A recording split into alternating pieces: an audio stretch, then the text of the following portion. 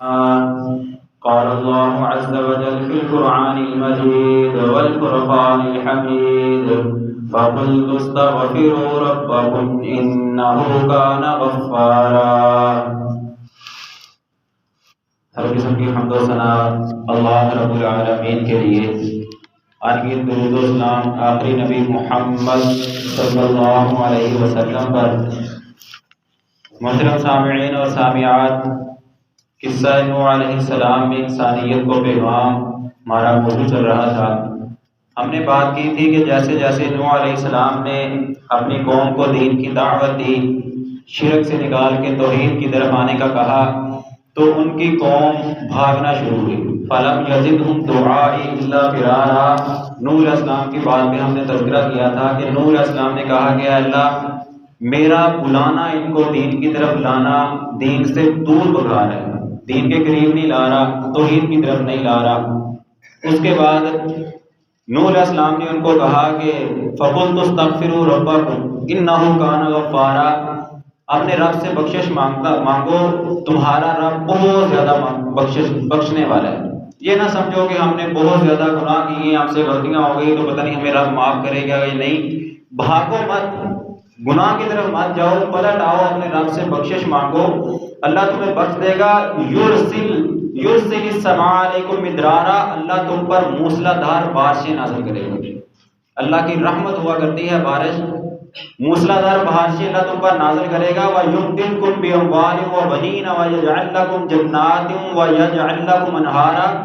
اللہ تمہارے لیے مال بڑھا دے گا، تمہیں بیٹے عطا کرے گا۔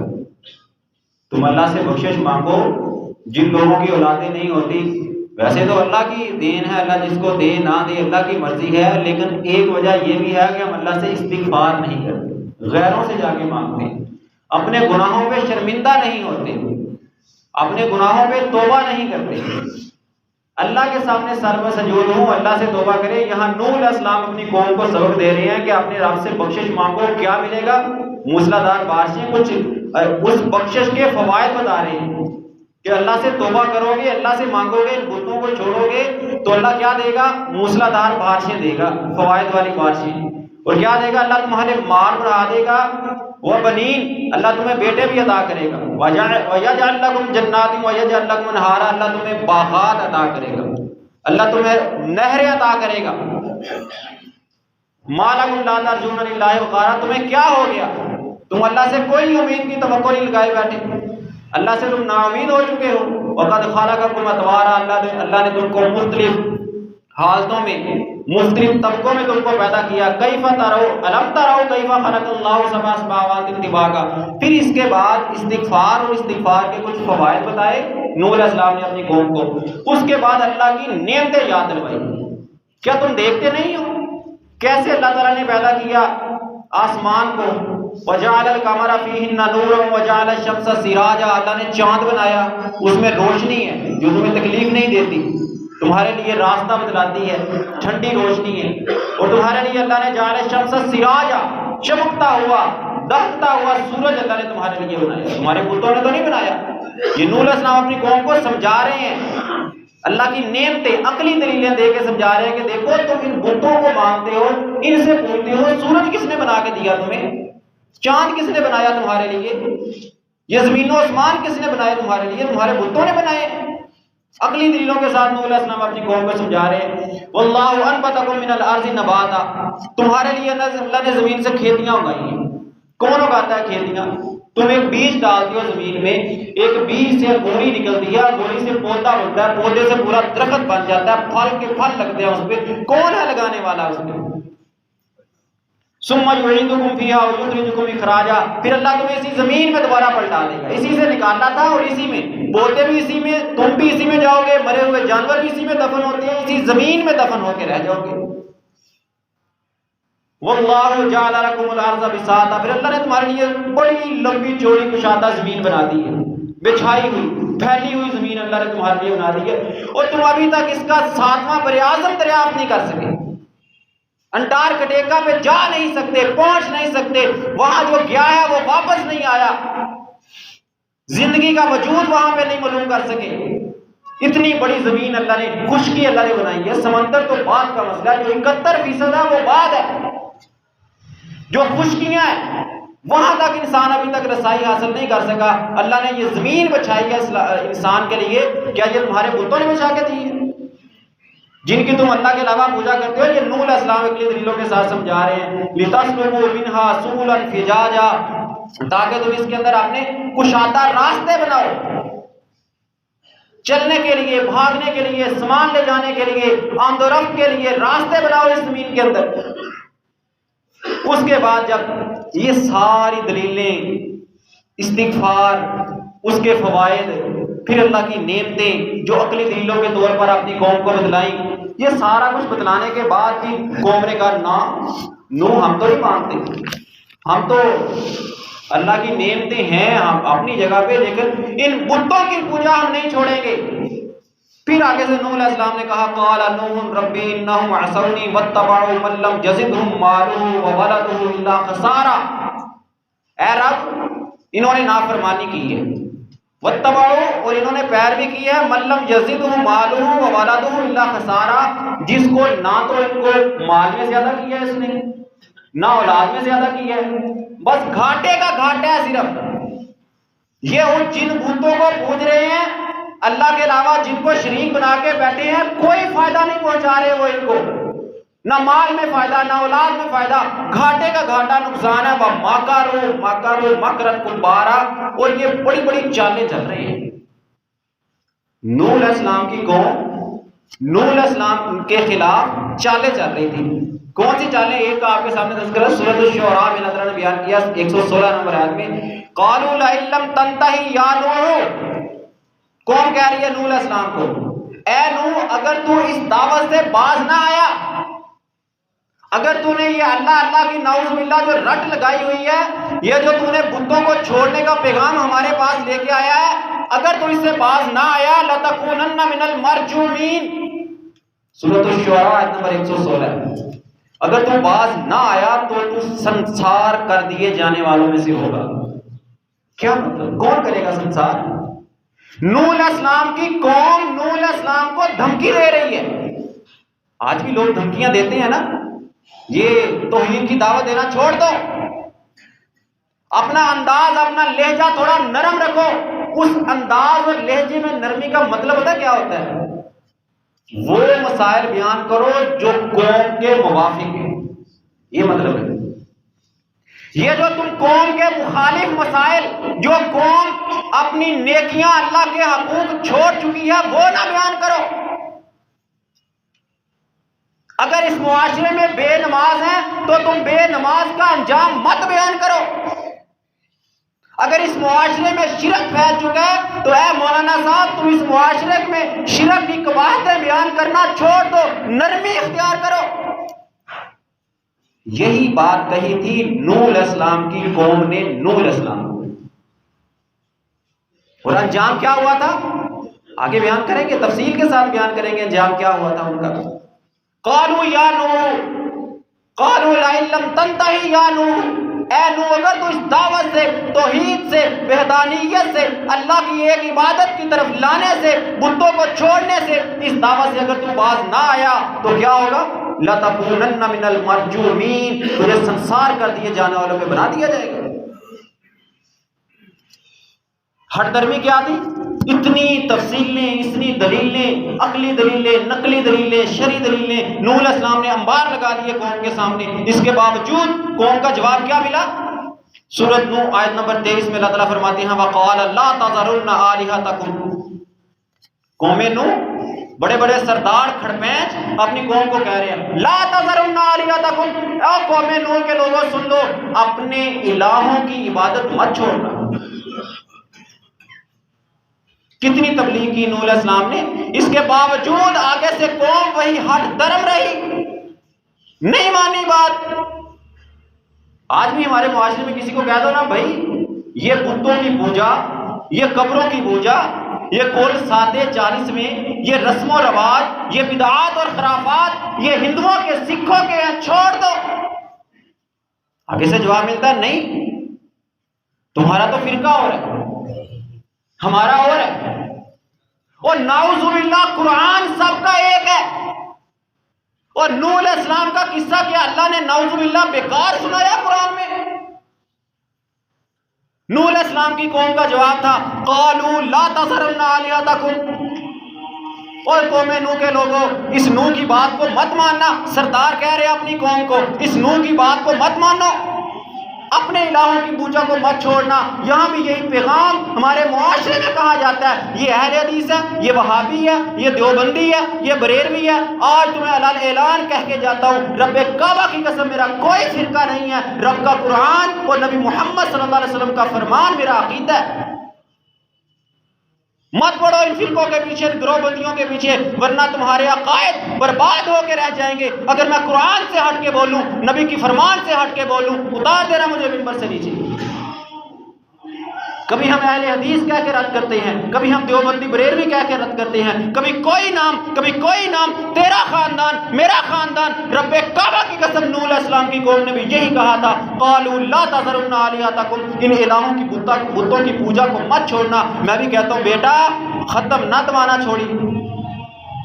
میں مر جاؤں تو کافی ساری دیگیں اتارنا، خاندان میں تیرا نام رہے. ہر جمعرات کو ہر مہینے کے بعد سنانا، دربار پہ حاضری ضرور دیا کرنا. اگر کوئی سمجھانے والا سمجھا دے تو نہ اس کی بات کو مت مان. رب کعبہ کی قسم قیامت کا دن ہوگا تیرا شمار امت محمدیہ میں نہیں. قرآن سننے کے باوجود، حدیث سننے کے باوجود، نبی کا فرمان سمجھ آ جانے کے باوجود نہیں مانے گا تو قوم نوح کے ساتھ کھڑا ہوگا. یہی کہا تھا انہوں نے قالوا لا تذرن آلہتکم ولا تذرن ودا ولا سواع ولا یغوث ویعوق ونسرا. نام لیے تھے یہ اس دنیا کے. یاد رکھنا یہ بات، اس زمین کے اوپر سب سے پہلا جو شرک شروع ہوا تھا یہ 5 بت تھے جن کا نام اللہ تعالیٰ نے سورۃ نوح کے اندر ذکر کیا. انہوں نے کہا کہ مت چھوڑنا اپنے الہوں کو. یہ نوح پیغمبر جو آگے آیا ہے اپنے آپ کو نبی کہتا ہے، اس کی بات کو مت ماننا. لا تذرن ودن، تم اپنے ود بت کی پوجا کو مت چھوڑنا. ولا سوان، سوا ان کے بت کا نام تھا، سوا کی پوجا کو مت چھوڑنا. ولا یغوث، یغوث کی پوجا کو مت چھوڑنا. ولا یعوق ونسر، یعوق اور نصر بتوں کے نام ہیں، ان کی پوجا کو مت چھوڑنا. ایک طرف قوم نوح کے سرداروں کی نصیحت اپنی قوم کو، اور دوسری طرف میری نصیحت اپنے بیٹے کو، میری نصیحت اپنے بھائی کو، میری نصیحت اپنے شاگرد کو. موازنہ کر، کیا میری نصیحت قرآن کے مطابق، کیا میری نصیحت نبی کے فرمان کے مطابق؟ تو رب کعبہ کی قسم میں امت محمدیہ میں کھڑا ہوں گا قیامت کے دن. اگر میری نصیحت یہ ہو کہ باو اجداد کا دین مت چھوڑنا، ان مولویوں کی باتوں کے پیچھے مت چلنا، رب کعبہ کی قسم تو کسی مولوی خطیب کی بات کا رد نہیں کر رہا، تو رب کے قرآن کا رد کر رہے ہیں. کون سا قرآن؟ جس کے آغاز میں رب نے چیلنج کیا تھا ذالک الکتاب لا ریب فیہ. کوئی شک شبے والی بات نہیں ہے. انبیاء کے قصے بیان کر کے رب نے سبق دیا تھا کہ قوم نوح نے آگے سے یہ جواب دیا تھا، ان کے سرداروں نے یہ رویہ اپنایا تھا. تمہارا رویہ کیا ہے؟ دین کا کیا ہے؟ قرآن کے ساتھ کیا ہے؟ حدیث کے ساتھ کیا ہے؟ اگر رویہ یہی ہوا تو قیامت کے دن امت محمدیہ میری قوم نوح میں کھڑے ہوں. ابن عباس رضی اللہ عنہ صحیح بخاری کے حدیث نمبر 4920 انہی بتوں کی وضاحت بیان کر رہے ہیں آگے. سب سے پہلے یہاں سے شرک کی ابتدا ہوئی تھی. 5 بت کیسے آئے تھے وہ اس حدیث میں تفصیل موجود ہے. ابن عباس رضی اللہ عنہ کہتے ہیں سارت الاوثان التي كانت في قوم نوح في العرب بعد. جو بت نوح علیہ السلام کی قوم میں تھے وہی بت بعد میں عرب کے اندر آ گئے تھے. عمر بن لوہی بندہ تھا، اس کا نام تھا عمر بن لوہی. وہ گیا تھا کسی علاقے کے اندر، وہاں دیکھا کہ لوگ بتوں کی پوجا کر رہے ہیں. وہاں سے ایک بت اٹھایا اور لایا عرب کے اندر. وہاں سے ایک آیا، دوسرا آیا، آتے آتے حتیٰ کہ انہیں 5 بت یہی 5 بت عرب کے اندر آئے اور ان کی پوجا شروع ہو گئی. عرب کے اندر شرک آ گیا. ابن عباس رضی اللہ عنہ کہتے ہیں یہ وہی بت اللہ تی کانت فی قوم نوح جو نوح علیہ السلام کی قوم میں تھے، فی العربی بعد میں عرب میں آ گئے. اسماء رجال صالحین، یہ بت کون تھے؟ کہتے ہیں یہ ان کے نیک لوگوں کے نام تھے. ود، سوا، یغوث، یعوق، نصر، یہ 5 ان کے تشبیہ دیکھتے جانا آج ہمارے علاقے میں شرک کیا ہے اور قوم نوح اور عرب کے اندر شرک کی بنیاد کیسے تھی۔ 5 ان کے بڑے نیک بندے تھے، ولی اللہ اور بزرگ تھے۔ ہمارے ولی اللہ بزرگ نہ جانے کس طرح کے ہوتے ہیں، جن کی قبریں بنتی ہیں، ان کا ایمان ان کے مطابق ہے، ان کے بہرحال نیک لوگ تھے، وفات پا گئے۔ فلما ہلاکو، جب یہ 5 بندے نیک لوگ قوم نوح کے فوت ہو گئے، اوحى الشیطان الی قومہم، شیطان نے اس قوم کے دلوں میں ایک بات ڈالی، وسوسہ پیدا کیا۔ کیا تھا وہ؟ ان انصبوا الی مجالسہم التی کانوا یجلسون انصابا، قوم نوح کو کہنے لگے دیکھو تمہارے اتنے نیک لوگ، نیک بندے دنیا کو چھوڑ کے چلے گئے، تم بھول جاؤ گے ان کو، ان کی یاد نہ آئے گی تمہیں؟ تم ایسے کرو، ان کے بت بناؤ، ان کی شکل کی مورتیاں بناؤ، اور جس جگہ وہ مجلس لگایا کرتے تھے، لوگوں کے ساتھ بیٹھ کے دین کی باتیں کرتے تھے، اس مجلس میں ان کا بت رکھو، ان کی شکل کی مورتی بنا کے رکھو، تاکہ لوگوں کو ان کی یاد آتی رہے۔ یہ شیطان کا سب سے پہلا وار تھا، سب سے پہلی چال تھی۔ عبادت کا نہیں کہا اس نے یہ نہیں کہا کہ ان بتوں کی پوجا کرو، ان کو سجدہ کرو، ان سے مانگو، نہیں، اس نے کہا ان کو بھولو مت، بس تم ان کی مورتی بنا کے ان کی مجلس کی جگہ پہ رکھ دو اور تم نے کچھ نہیں کرنا۔ انہوں نے ایسے کیا۔ وَسَمُّوهَا بِأَسْمَائِهَا، اور ان بتوں کے نام، ان مورتیوں کے نام ان نیک لوگوں کے ناموں پہ نام رکھ دو۔ یہ کون ہے، کس کی مورتی ہے؟ یہ ود کی ہے، یہ سوا کی ہے، یہ یغوث کی ہے، یہ نصر کی ہے۔ ان مورتیوں کے نام انہیں نیک لوگوں کی ان کے اوپر رکھنے ہیں نام، انہیں کے ناموں کے اوپر۔ فَفَعَلُوا، قوم نے ایسے کیا۔ فَلَمْ تُعْبَدْ، ان کی عبادت نہیں کی جاتی تھی۔ سب سے پہلے جب بت گھڑے، جس نسل نے، جس قوم نے وہ بت گھڑے تھے، وہ صرف تعارف کے لیے، پہچان کے لیے، یاد کے لیے گھڑے تھے، رکھ دیے بت۔ لم تعبد، ان کی عبادت نہیں کی جاتی تھی۔ حتی اذا ہلک ہؤلاء، جب یہ لوگ ہلاک ہو گئے، ایک پوری نسل مٹ گئی۔ نوح علیہ السلام کی وہ نسل جن کے دل میں شیطان نے بات ڈالی کہ بت گھڑ کے یہاں پہ رکھ دو، وہ لوگ مر گئے، ہلاک ہو گئے، ایک نسل مٹ گئی۔ وَتَنَسَّخَ الْعِلْمُ عُبِدَتْ، اور علم ختم ہو گیا۔ جو ان کے دلوں میں باتیں تھیں، علم تھا، توحید تھی، لوگوں کی، اولیاء اللہ کی یاد کے لیے بت بنائے تھے، یہ ان کے دل میں بات تھی، وہ ختم ہو گئی۔ عُبِدَتْ، پھر ان کی عبادت شروع ہو گئی۔ پہلا وار شیطان نے کیا کروایا کہ بس تم صرف ان کی مورتیاں بنا کے رکھو، یاد کے نام پہ، تعارف کے نام پہ۔ اور جب وہ نسل چلی گئی تو پھر شیطان نے اگلی نسل کے دل میں ڈالا کہ اب تم ان سے مانگو، یہ تو تمہارے باپوں کے بڑے پہنچے ہوئے بزرگ تھے، اب تم ان کی پوجا شروع کرو۔ یہاں ایک بات کہہ دوں تو غصہ مت کرنا، انہوں نے اپنے بڑوں کی مورتیاں بنا کے عزت کے ساتھ بلند رکھی اور پھر ان سے مانگا۔ عرب کے اندر بھی دیکھو یہی، ابن عباس رضی اللہ عنہ کیا کہہ رہے ہیں کہ یہی 5 بت انہی کی بنیاد پہ عرب کے اندر آئے اور عرب میں شرک شروع ہوا، اور پھر 5 سے بنتے آگے 360 انہوں نے بنا کے کہاں رکھے تھے؟ خانہ کعبہ میں، عزت کے ساتھ، احترام کے ساتھ رکھے تھے نا، اونچا کر کے رکھے تھے۔ اور ہم نے اتنی بے ادبی کی، اتنی گستاخی کی کہ بابا جی کو منو مٹی نیچے دبا کے اس کی پوجا شروع کی۔ اور ظالموں اگر کرنی ہے پوجا تو پھر بابا جی کو دفن نہ کرو، اونچا کر کے لٹکاؤ، اس کو رکھو اونچا کر کے، پھر کرو اس کی پوجا، جیسے قوم نوح نے کی تھی یا عرب والوں نے کی تھی۔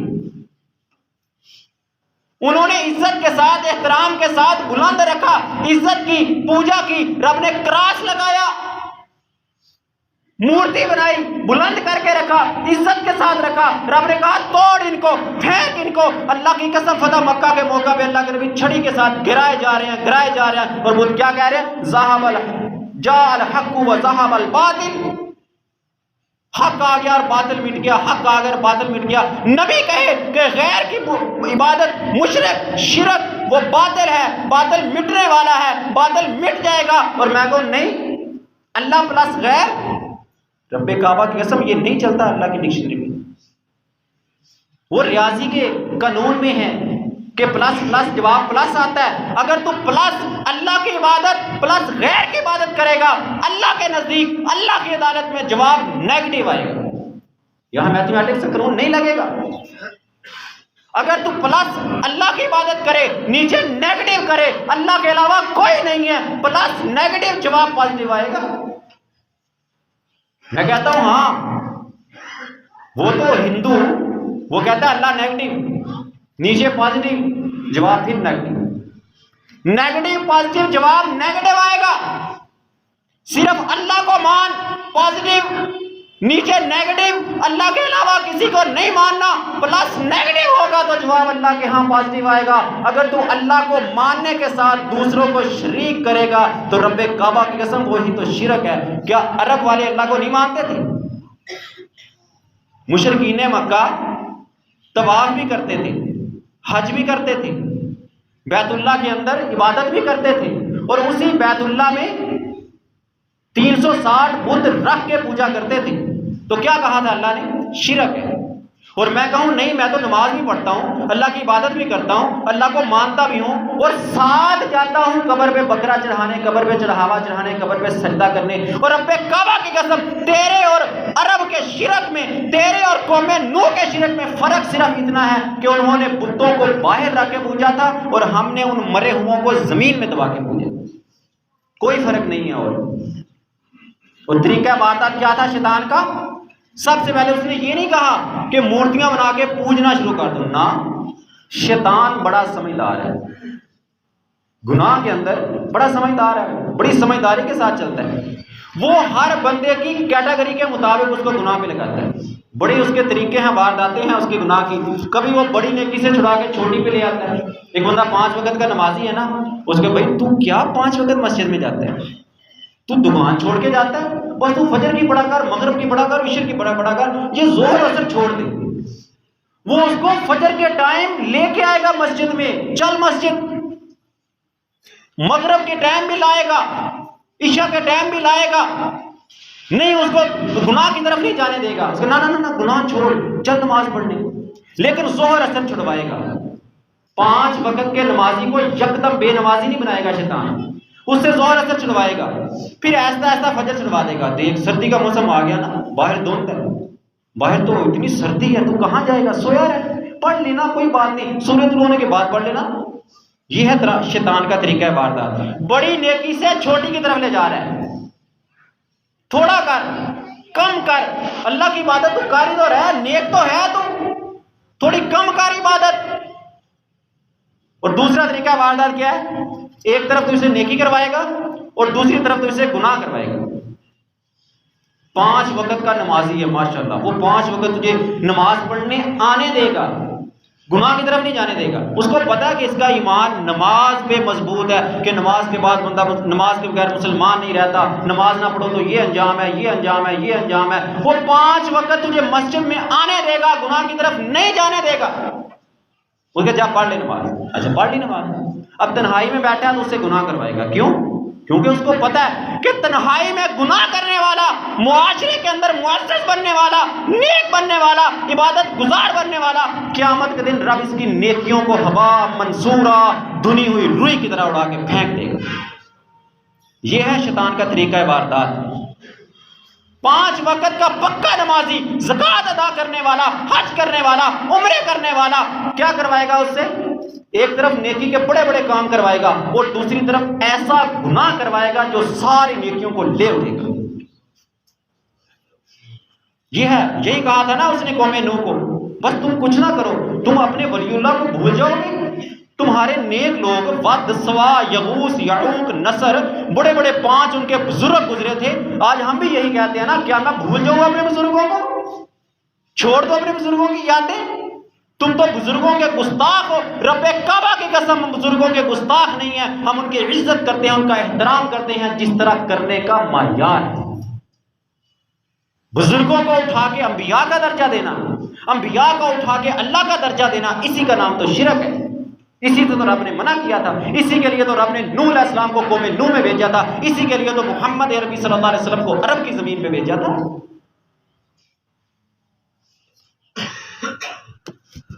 بڑی ایک طرف نیکی دوسری طرف گناہ کروائے گا. نہیں بھائی چھوڑ نیکی, یہ تو بڑی نیکی تو کر رہا ہے, چھوٹی چھوڑ دے نا.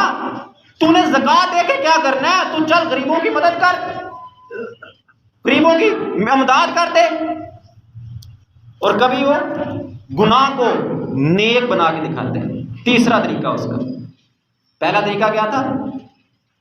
نیکی کم کرواتا ہے, ایسا ایسا کم کروائے گا, یکدم نہیں چھڑوائے گا. دوسرا طریقہ کیا تھا؟ ایک طرف نیکی کا کام کروائے گا اور دوسری طرف ایسا گناہ کروائے گا جو ساری نیکیوں کو لے ڈوبے گا. تیسرا طریقہ کیا ہے؟ گناہ کی جگہ پہ گناہ کو نیکی بنا کے دکھائے گا. کرائے گا گناہ کروائے گا, لیکن کیا سمجھائے گا؟ اس کے ذہن میں کیا چیز آپ لوڈ کرے گا کہ بھئی یہ گناہ نہیں ہے, یہ تو نیکی ہے, یہ تو اچھا کام کر رہے ہیں. اور مشرک کو ہدایت اس لیے نہیں آتی, بدعتی کو ہدایت اس لیے نہیں آتی کہ وہ شرک اور بدعت نیکی سمجھ کے کرتا ہے. کہتے ہیں نا بدعت حسنہ, بدعت سیئہ. اب چلو تھوڑی سی عقلی مثال دے کے سمجھاتا ہوں. بدعت سیئہ اور حسنہ لوگوں نے قسمیں بنائی ہیں, اس کی قسمیں ہیں نہیں. بدعت سیئہ کیا ہے؟ بری بدعت. اور بدعت حسنہ کیا ہے؟ اچھی بدعت. او بھائی ہے تو بدعت نا. تو دودھ کے اندر ایک قطرہ پیشاب کا ملا دے, دودھ میں ایک قطرہ, کیا وہ دودھ ہے؟ پینے کے قابل ہے؟ پیے گا اس کو, کیا وہ صحیح رہے گا؟ کیا اگر دودھ میں ایک قطرہ پیشاب ملانے سے وہ دودھ نہیں رہتا, پینے کے قابل نہیں رہتا؟ رب کعبہ کی قسم, شریعت محمدیہ میں تو ایک بدعت ملا دے, ایک ایسا کام ملا دے جو میرے نبی محمد صلی اللہ علیہ وسلم ثابت نہیں ہے, رب کعبہ کی قسم وہ بدعت ہے. تو سیئہ کا نام دے یا حسنہ کا نام دے,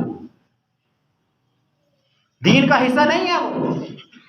اور کبھی وہ کیسی چالیں چلے گا تو اس سے دیکھ, تیرے ہاتھ میں موبائل ہے, وہ فلاں دیکھنا, فلاں ڈرامہ اپلوڈ ہوا ہے, وہ بڑا سبق آموز ہے, دیکھ لے تو. پھر لوگ دیکھتے ہیں, کیا اس میں موسیقی نہیں ہے؟ کیا اس میں بے پردگی نہیں ہے؟ بعض لوگ سوال پوچھتے ہیں نا کیا ارطغرل دیکھنا جائز ہے؟ ہمارے معاشرے میں بیڑا غرق ہو گیا اس ارطغرل کی وجہ سے. دیکھا نا تم نے فرسٹ ایئر کا رزلٹ آیا, کیا بنا؟ 72,000 میں سے 23,000 پاس ہوئے. میٹرک کے رزلٹ نے نوجوان نسل کی نسل تباہ کر کے رکھ دی.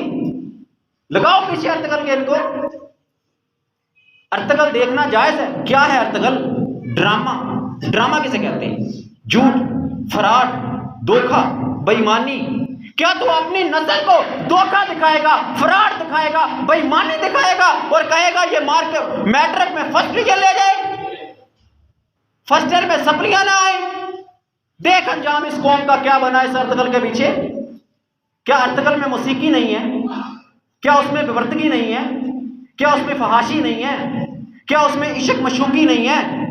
یہ دکھاتا ہے تو اپنی قوم کو, اور پھر سوال پوچھتا ہے کیا ارطغرل ڈرامہ دیکھنا جائز ہے؟ وہ ڈرامہ ہوتا ہے, شراب ہے تو اس میں دودھ ملا لے تو وہ شراب ہی رہتی ہے. تو ارطغرل کے نام پہ اسلامی طریق دکھانا چاہتا ہے, تو ہٹا موسیقی کو, ہٹا بے پردگی کو, ہٹا عشق مشوقی کے دعووں کو, ساری چیزوں کو بتا, پاک ڈرامہ بنا, پھر آ کے مجھے بتا کہ یہ ہم نے اسلامی بنایا ہے. کیا اسلام میں موسیقی تھی؟ کیا اسلام میں بے حیائی تھی؟ کیا اسلام میں عشق مشوقی کے واقعات تھے؟ کیا اسلام میں لڑکیوں کا گھروں سے بھاگنا تھا؟ کیا اسلام میں ولیوں کے بغیر نکاح کروانا تھا؟ یہ دکھایا ہمارے معاشرے کے اندر ڈراموں کے نام پہ, اور رزلٹ تمہارے سامنے ہے. یہ ہے شیطان کا طریقہ واردات. کہا نا اس نے, دیکھ لو اسلامی ہے, اسلام کے نام پہ دکھائے گا. کیا کہا تھا اس نے؟ سموہا بھی اسمائیہا, مورتی بناؤ, نام رکھو ود سوا. کیوں؟ بزرگ تھے تمہارے, فوت ہو گئے, چلے گئے دنیا چھوڑ کے. بزرگ تھے نا, فوت ہو گئے, وہ تو ود پڑا ہے. نہیں یہ مورتی نہیں ہے, یہ ود ہے. یہی بات شیطان ہمارے دل میں ڈالتا ہے, یہ اس کا طریقہ واردات ہے. کوئی بات نہیں, تو رکھنا پیسہ بینک میں, یہ بینک وہ بینک نہیں ہے, یہ اسلامی بینک ہے. یہ پیشاب نہیں ہے, اس پیشاب میں دودھ ملایا گیا ہے. بینک سود ہے, سود. رب کعبہ کی قسم, یہ سن لینا, سود کھانے والا, لینے والا, دینے والا, گواہ بننے والا میرے ساتھ نہیں, تیرے ساتھ نہیں, دنیا کے کافروں کے ساتھ نہیں, دنیا کی سپر پاوروں کے ساتھ نہیں, اللہ اور اللہ کے نبی کے ساتھ جنگ کرنے والا ہے. میری بات نہیں ہے. فَأَذَنُوا بِحَرْبٍ مِّنَ اللَّهِ وَرَسُولِهِ، یہ رب کا قرآن ہے، اس کا فرمان ہے. رب نے فتویٰ جاری کیا ہے، تم سود کھاؤ گے، سود لوگے، سود کھاؤ گے، سودی کاروبار میں ملوث ہوگے، تو پھر یاد رکھنا تیری جنگ دنیا کے ساتھ کسی کے ساتھ جنگ نہیں ہے، تیری جنگ اللہ اور اللہ کے رسول کے ساتھ جنگ ہے. موضوع نہیں ہے میرا سود کا، لیکن ایک بات کرتا جاؤں، شاید کہ اتر جائے کسی کے دل میں میری یہ بات. لوگ کہتے ہیں پیسہ محفوظ نہیں رہتا، پیسہ لٹ جاتا ہے.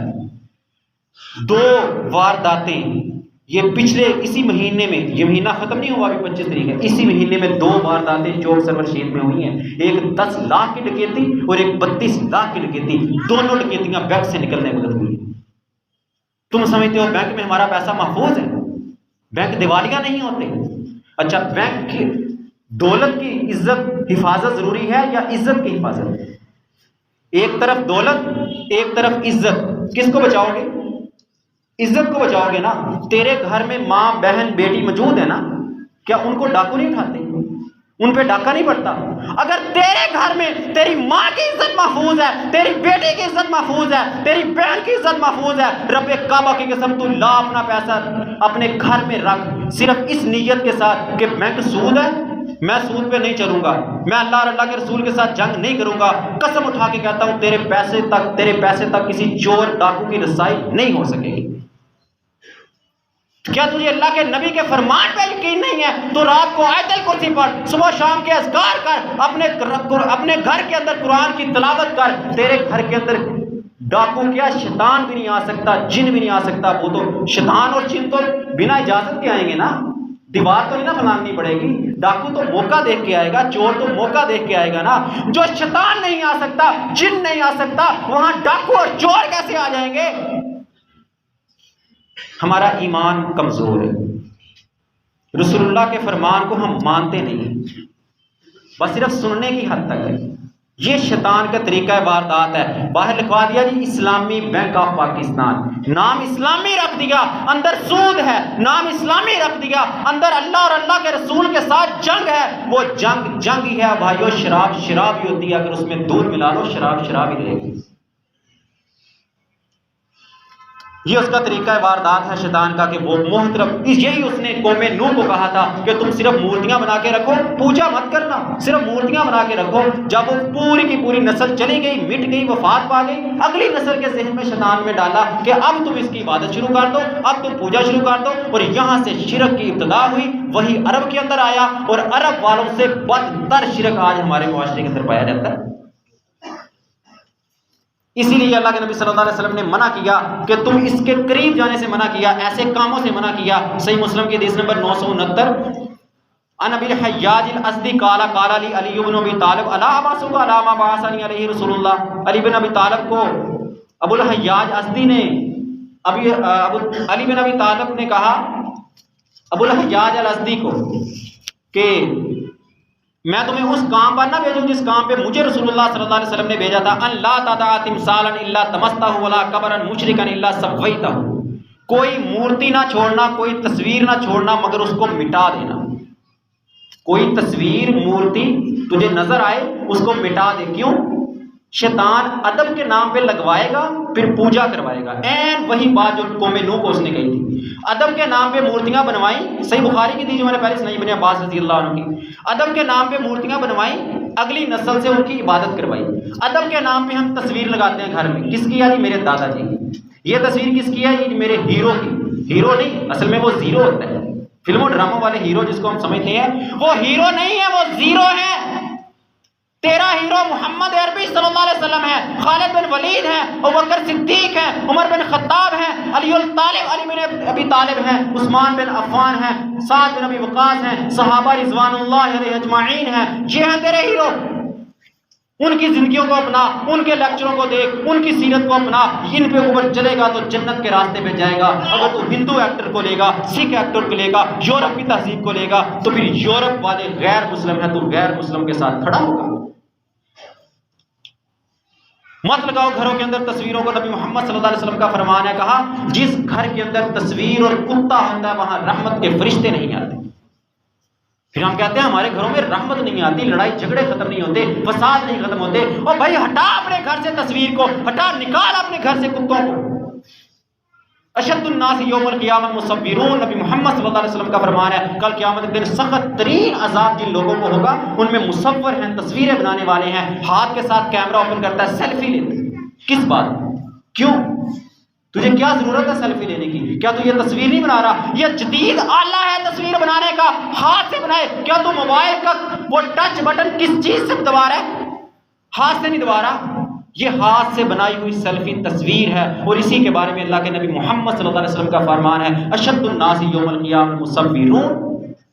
ہاں جہاں مجبوری ہے، تیرا شناختی کارڈ، عمرے پہ جانا، حج پہ جانا، کوئی ایسی مجبوری جس کے بغیر گزارا نہیں ہے، رب کا قرآن اجازت دیتا ہے لا یکلف اللہ نفسا الا وسعها۔ جہاں تجھے تیرا اختیار نہیں چلتا، تجھے پاکستان میں رہنے نہیں دیا جاتا، عبادت کے لیے کعبہ میں جانے نہیں دیا جاتا، وہاں تجھے پاسپورٹ، شناختی کارڈ یا کسی اور کام کے لیے تصویر کی اجازت ہے۔ ورنہ یہ سیلفیاں لینا، ڈرامے بازیاں کرنا، بغیر ضرورت کے تصویریں بنانا، قیامت کے دن سخت ترین عذاب ہوگا۔ اس لیے اللہ کے نبی نے علی بن ابی طالب رضی اللہ عنہ کو بھیجا تھا، جا علی جہاں تصویر نظر آئے اس کو مٹا دے، کہ یہ شیطان ادب کے نام پہ بنوا کے بعد میں عبادت کروائے گا ان کی۔ دوسرا حکم دیا تھا کہ تجھے ولا قبرا مشرفا الا سویتہ، کوئی قبر ملے تو اس قبر کو مٹا دے، برابر کر دے۔ ایک بلشت کی اجازت ہے، زمین سے اوپر ایک بلشت قبر کو رکھو، ایک بلشت۔ اور ہم نے کیا کیا؟ ایک بلشت تو دور کی بات ہے، ہم نے دربار بنائے، گنبد بنائی، قبر کے اوپر دربار بنا کے ان کی پوجا شروع کی۔ یہ باتیں اسلام کے خلاف ہے محترم بھائیوں۔ اس لیے اللہ کے نبی صلی اللہ علیہ وسلم نے ان سے منع کیا تھا کہ اس کے قریب ہی مت جاؤ، اگر اس کے قریب بھی جاؤ گے تو شیطان تمہیں اس میں پھنسا دے گا، شرک کے اوپر لے آئے گا۔ اللہ تعالی ہمیں حق بات کو سمجھ کے شیطان کی چالوں سے بچنے کی توفیق عطا فرمائے۔ وما علی البلاغ۔